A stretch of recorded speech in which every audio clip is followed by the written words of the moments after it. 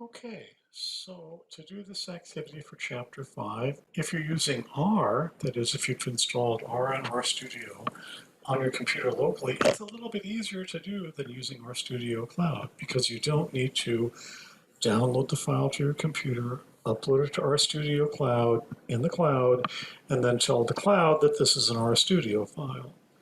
So if we're using just RStudio, we can come back in and take a look at our spreadsheet here. And here it is.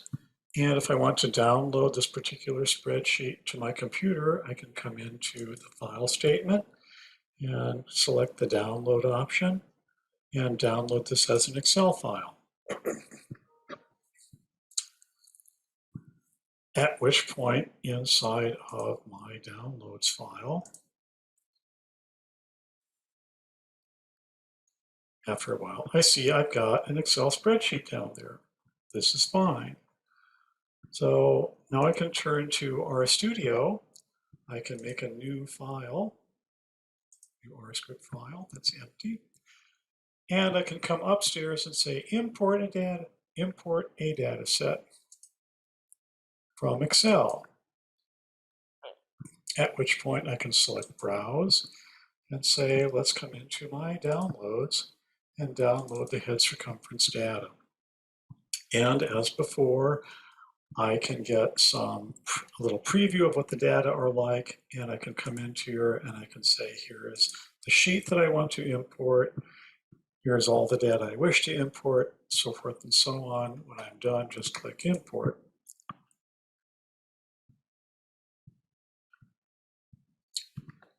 And at this point, I should see that I've got a little sneak preview of the data set. And over here in the upper right-hand corner, I've got the data set to take a look at. So if I now want to come in and run the little program on this, I can open up, let me just close that and show how I make this empty file. Open up a new file, it's an R script. I can come back to the exercise in my activity document and select my R program. Copy that, come over to RStudio, paste it, and we have the head circumference data. That's fine. I should be able to run that, and it will give me the correlation coefficient. As before, I can call up the psychometric library, get the confidence interval on my correlation. It goes from 0.12 to essentially 1. Call up the ggplot file, generate the file into something called headplot. And there we see as before, I've got a device called headplot that's going to be my graphs, all the little twiddles in which made this graph. If I want, I can start to add options to this to make it prettier later on, but we can get into that later on. If I just want to see my plot, I will then run the command headplot, and that will give me the plot I'm seeing down here in the lower right-hand side. Okay. Similarly, if I want to export this, I can save this as an image. Maybe a JPEG is nice. Maybe I want to say, maybe this should be square. So let's say maybe 500 by 500. And maybe I want to have this have a name. Chapter 5 plot in R, for example.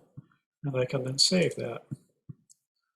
At which point I'm kind of done, because now inside of my downloads file, I've got my little picture.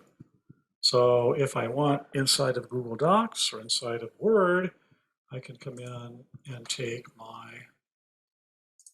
activity and come down here to the next page and say, oh, insert the graph of my regression. Gladly insert an image, upload it from the computer to Google Docs, for example. Go into my downloads file and select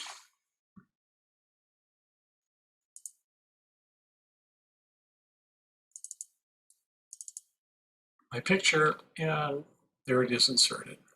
And there are some options down here. If you click on it, you can see you can change how the display of the figure happens inside your document, but you can explore that on your own. It's fine, it works. Hope that helps. Let me know if you have any questions.